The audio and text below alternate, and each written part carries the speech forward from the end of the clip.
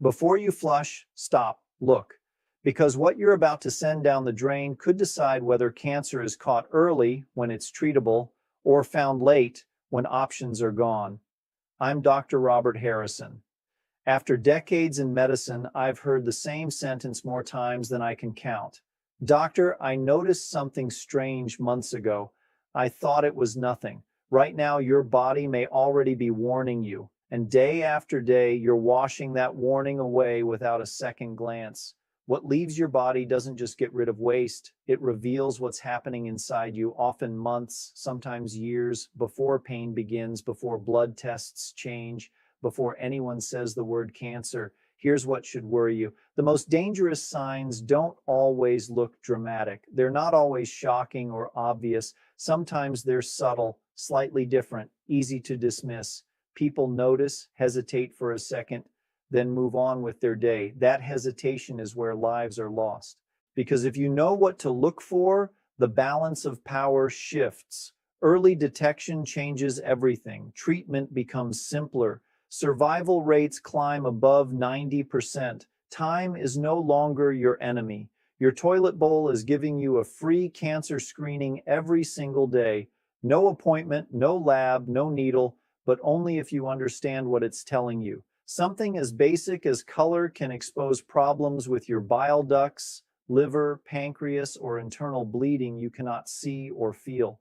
And long before your body forces you to feel sick, the shape, consistency, and overall type of your stool can expose everything from parasitic infections and inflammatory disease to cancer itself. And later, I'll share 3 simple ways to protect your gut starting today.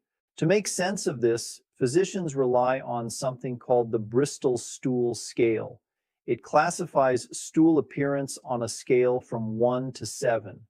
Ranging from extremely hard pellets to completely liquid. I actually recommend printing it and keeping it in your bathroom. This isn't embarrassing, it's a medical reference that puts control back in your hands.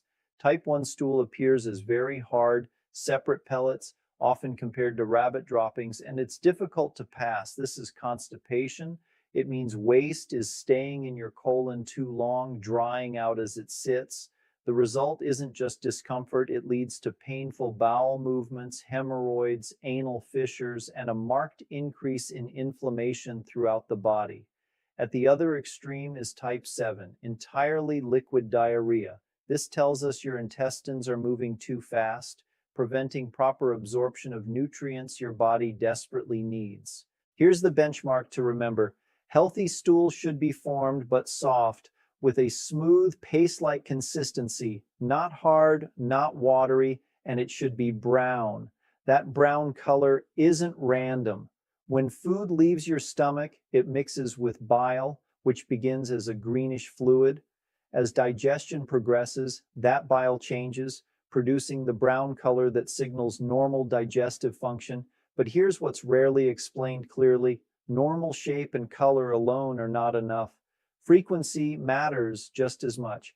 Ideally, you should have a complete bowel movement every day, often around the same time. Some people naturally go every other day. If that's been your lifelong pattern and you feel fully emptied afterward, that can be normal for you. What's not normal is going 2 or 3 days without a movement or noticing sudden, unexplained changes in your usual pattern. That's a warning sign. Bowel habit changes don't happen randomly. They can point to intestinal blockages, hormonal disruptions such as thyroid dysfunction or menopausal changes, chronic stress, medication side effects, inadequate fiber or hydration, or deeper problems involving the liver or pancreas. Form, color, frequency. These are your 3 non-negotiable indicators. Now let's move into the warning signs that matter. Healthy stool should pass with normal thickness, about the diameter of a banana. When stool becomes consistently thin, narrow, or pencil-like, it suggests the passageway inside the intestine may be narrowing. That doesn't automatically mean cancer. Low fiber intake, diverticular disease, or even pain from an anal fissure can cause this, but it can also signal a growing mass.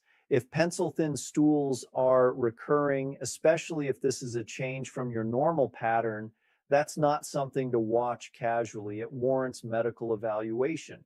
A normal bowel movement should leave you with a clear sense of complete emptying, that unmistakable relief in the lower abdomen. Many people, particularly with age, sit on the toilet for long periods because they never feel finished. This is known as evacuatory dysfunction and is especially common in women after menopause. Another concerning sign is the constant sensation of needing to go even after you already have. This condition, called tenesmus, indicates inflammation or incomplete emptying inside the intestine and should never be ignored. For constipation, here is my precise recommendation. Immediately upon waking, drink a full large glass of water before consuming anything else. This jumpstarts intestinal activity. Throughout the day, drink another glass every 1 to 2 hours, stopping about 2 hours before bedtime. Increase fiber slowly, not aggressively.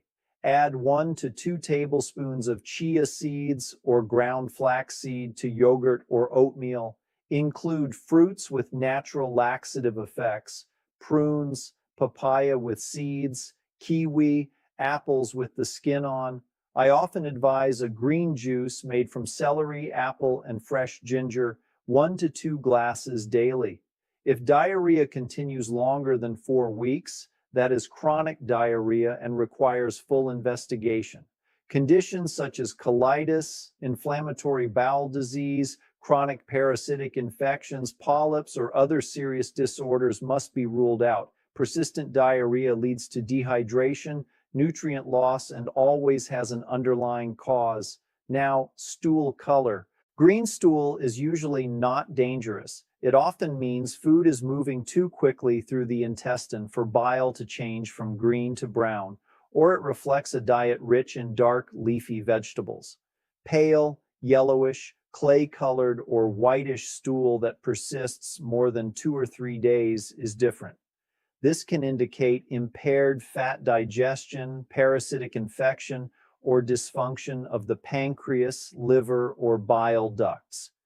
As for floating versus sinking, this has been misunderstood for years. Floating stool alone does not indicate disease. It simply contains more gas. What matters are form, consistency, frequency, and changes from your personal baseline. Now we reach the most critical point. The single most dangerous stool appearance is black, tar-like, coal-colored stool. This is called melena. It is a medical emergency. It usually indicates significant bleeding in the upper digestive tract, most often the stomach or small intestine. As blood travels through the intestine, it becomes partially digested, producing that thick black appearance. Common causes include bleeding stomach ulcers, bleeding from intestinal diverticula or fragile blood vessels, and in some cases, internal bleeding from cancer. The black terry look tells us the bleeding is substantial. If you ever see this, do not wait, do not delay, seek immediate medical care. I have treated patients who ignored black stools and arrived later needing blood transfusions and emergency surgery. Bright red blood is another serious warning. Blood on toilet paper, coating the stool, or mixed within it indicates bleeding from the lower intestine, colon, or rectum. Sometimes this is due to hemorrhoids or a small fissure, but it can also signal colon polyps. Polyps may begin benign, but certain types can evolve into cancer. Bright red blood can also be a direct sign of existing colorectal cancer. Blood in stool, any color, should never be dismissed or self-diagnosed. Proper evaluation, often including colonoscopy, is essential. Now to protection. 3 strategies that matter. First, move your body every single day. A sedentary lifestyle slows intestinal function. The colon depends on movement. Walking 20 to 30 minutes daily, gentle stretching, or staying active with routine tasks stimulates the natural muscular contractions that move waste forward. Make daily movement non-negotiable. Second, undergo at least 1 colonoscopy after age 50, even if you feel perfectly well. Current guidelines now recommend screening beginning at age 45 and earlier if there is a family history of colon cancer. Colorectal cancer develops slowly and silently. Tumors can grow for years without symptoms, only revealing themselves once the disease is advanced. Here's the empowering reality. Colorectal cancer is among the most preventable cancers we know. Almost every case begins as a small, benign growth called a polyp. During a colonoscopy, those polyps can be identified and removed before cancer ever has a chance to form. That's not early detection. That's true prevention. When a colonoscopy is completely normal, the next one is usually 10 years later. Yes, the preparation is uncomfortable. The day before, you clear the colon using a strong laxative solution. But that single day of inconvenience can be the difference between life and death. Now, to the third strategy, and this is the most powerful of all, protect and nurture your intestinal microbiota every single day. Your gut microbiota is a living ecosystem of trillions of microorganisms, bacteria, viruses, and fungi residing inside your intestines. When this ecosystem is supported, it operates like a disciplined, highly trained defense force working for you around the clock. These organisms perform critical functions. They help break down and digest foods, especially fibers your own enzymes cannot process. They produce essential vitamins, including B vitamins and vitamin K. They train and regulate your immune system. Nearly 70% of your immune defenses live in the gut. They influence mood and mental health by producing neurotransmitters such as serotonin. They affect body weight, metabolism, inflammation throughout the body, energy levels, memory, and cognitive performance. When your microbiota is balanced, everything works better. Digestion is smooth, energy is steady, immunity is strong. But when this system is disrupted, what we call dysbiosis, the consequences ripple through the entire body. Digestive issues emerge, infections become more frequent, chronic inflammation worsens, mood declines, weight increases, brain fog, and persistent fatigue set in. So how do you protect this ecosystem? Start by eliminating what damages it. The single biggest threat to your gut ecosystem is unnecessary antibiotic use. Antibiotics save lives when they're used correctly for true bacterial infections, but they're routinely prescribed for viral illnesses where they offer no benefit at all. Every course of antibiotics wipes out beneficial bacteria along with harmful ones. Recovery can take weeks or months, and in some cases, the gut never fully returns to its original balance. Antibiotics should be used with precision, not reflex. They are not appropriate for every cold, cough, or minor illness. To rebuild and protect your microbiota, you have to actively support it with both probiotics and prebiotics. Probiotics are live beneficial bacteria you consume. The most reliable sources come from fermented foods. Plain, unsweetened yogurt with live active cultures, always check the label. Kefir, a fermented milk drink, often contains a wider diversity of bacteria than yogurt. Fermented vegetables such as sauerkraut, kimchi, and traditionally fermented pickles. Kombucha, a fermented tea. Aim to include at least one serving of fermented food every day. Prebiotics are just as essential. They are the fibers you cannot digest, but your beneficial bacteria can.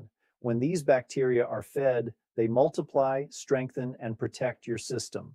Prebiotics are found in ordinary, accessible foods, slightly green bananas, apples, whole oats, brown rice, onions, garlic, leeks, asparagus, seeds of all kinds, fruits eaten with their skins, and a broad variety of vegetables. These foods quietly sustain the bacterial communities that keep your body resilient. The key point is this: you don't need expensive supplements or exotic products. You're supporting your health by eating real whole foods that humans have relied on for thousands of years. With every meal, you're either feeding harmful processes or strengthening the systems that protect you. This is genuine preventive medicine. and it's entirely within your control, starting with your very next meal. Bring this together. Caring for your digestive system and recognizing warning signs isn't just about the intestines. It's about safeguarding your energy, your immunity, your mental clarity, and in many cases, your long-term survival. Your digestive system is deeply connected to every other system in your body.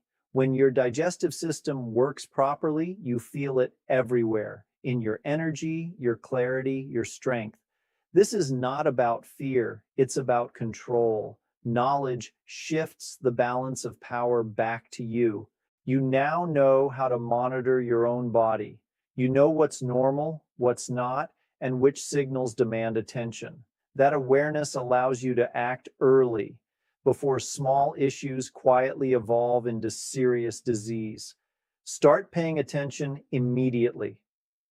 Each time you use the bathroom, pause for a moment and observe. Turn it into a routine. That single habit can reveal changes long before symptoms force your attention. Your health is your most valuable asset. And contrary to what many believe, you have far more influence over it than you've been told. Small, consistent actions done daily compound into outcomes that are anything but small. Waiting for a crisis is not a strategy. Caring about digestive health only after something goes wrong is how people lose time they can never get back. The opportunity is now, your next meal, your next routine moment, your next choice. I'm Dr. Robert Harrison.